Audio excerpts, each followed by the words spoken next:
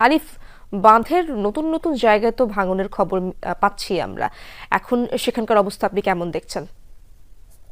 ইরশাদ, আমি আছি এই মুহূর্তে ফেনীর ফুলগাজী উপজেলার দরবারপুর ইউনিয়নের বসন্তপুর গ্রাম। যে সড়কটিতে দাঁড়িয়ে আছি এই সড়কটি হচ্ছে ফেনী পরশুরাম সড়ক। এই সড়কে এখন থেকে কিছুক্ষণ আগে যান চলাচল বন্ধ হয়ে গিয়েছে। এখান দেখছেন যে চিত্রটি, এটি বলা চলে যে বন্যার যে আতঙ্কের যে খবর সেটি হচ্ছে, যে কারণ এর আগে 2024 সালে যে ভয়াবহ যে বন্যা হয়েছিল, সে বন্যার যেটি সংবাদ কাভারেজে এসেছিলাম, যেভাবে পানির লোকালয়ে ঢুকেছে সে চিত্রটি কিন্তু আমরা এখন দৃশ্যমান হচ্ছে। আমি একটি সড়কের অবস্থান আপনি দেখতে পাচ্ছেন যে এটি হচ্ছে যে পরশুরাম সড়ক, যেটি হচ্ছে যে বিলোনিয়া বন্দর সড়কও বলা হয়।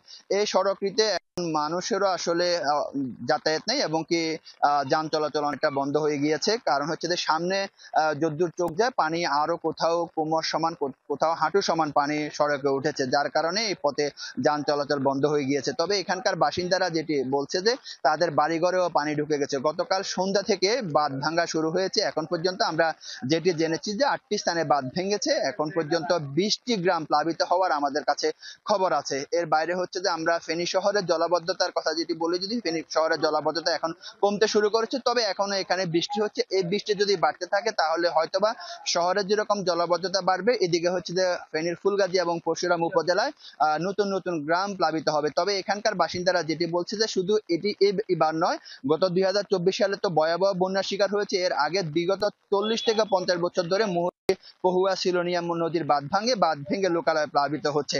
এখানকার মানুষের দাবি যে তারা কিন্তু কোনো ধরনের ত্রাণ কিংবা সহযোগিতা চায় না, তারা চায় যে বাঁধের একটি স্থায়ী সমাধান। অনেক আমরা এই সড়কে এসে দেখেছি যে অনেক বাহনকে রাস্তার উপর বিকল হয়ে থাকতে দেখেছি, এবং কি এখানকার বাসিন্দাদের এখন যেটি দাবি, যদি আরিফ, যদি ধন্যবাদ বাড়তে থাকে। আপনাকে। দর্শক, আমরা দেখছিলাম সহকর্মী আরিফুর রহমান দেখাচ্ছিলেন ফেনীর অবস্থা। আমরা এবার নোয়াখালীর খবর জানতে চাই। আমার সহকর্মী মোতাসিম বিল্লাহ সবুজ আমার সাথে যুক্ত আছেন। সবুজ, নতুন কোনো এলাকা কি তলিয়েছে কিনা? সেখানে ঘরবাড়িতে মানুষের ভোগান্তির চিত্র তো অবশ্যই দেখছেন, সেই খবরও জানতে চাই আপনার মাধ্যমে। 24 ঘন্টায় 208 বৃষ্টিপাত হয়েছে নোয়াখালীতে।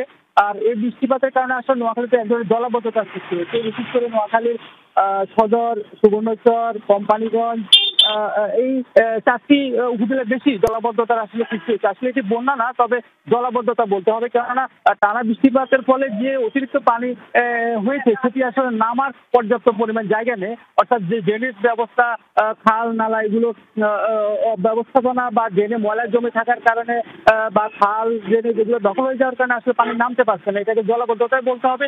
তবে এবং এই 4টি উপজেলার যে মাধ্যমিক বিদ্যালয়ের পাঠদান এবং পরীক্ষা সেটি আসলে স্থগিত করেছে কর্তৃপক্ষ। এছাড়া নোয়াখালী যে জেলা শহর, সেখানে প্রধান সড়কেও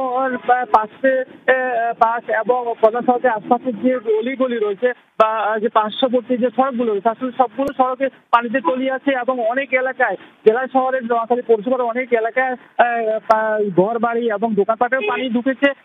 এছাড়া এই এলাকার মানুষ আসলে তাদের এই দুর্ভোগের জন্য যে ড্রেনেজ ব্যবস্থা যেটি বলছিলাম যে সেটিকে মানুষ আসলে তাদের এই দুর্ভোগের জন্য যে ড্রেনেজ ব্যবস্থা যেটি বলছিলাম যে সেটিকে আসলে তারা দায়ী করছেন। এবং যে